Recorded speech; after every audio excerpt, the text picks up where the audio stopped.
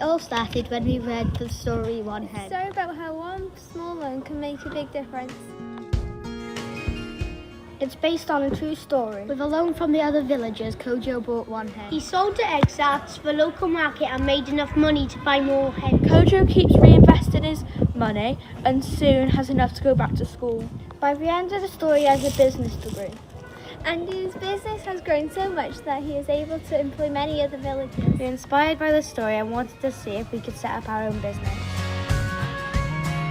First, we used crowdfunding to get our business off the ground. We raised £70, which we reinvested in the next project. Next it was Book Week, so we held a Gruffalo-themed tuck shop. We sold owl ice creams, scrambled snakes and Gruffalo cookies.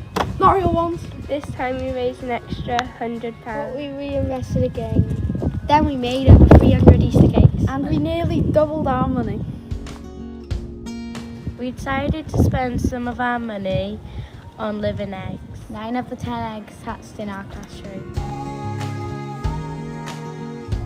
Children throughout the school got to learn all about the new chicks. Now they've been rehomed by a local farmer. Who's going to help us sell their eggs when they're ready? So our business can continue to grow. During the project, we've been ambitious and tried to make as much money as possible. We've been inspired and we tried to inspire other people. We've been creative.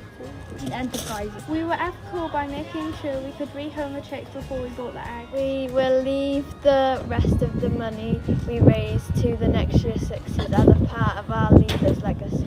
And hopefully they'll be able to sell the eggs too.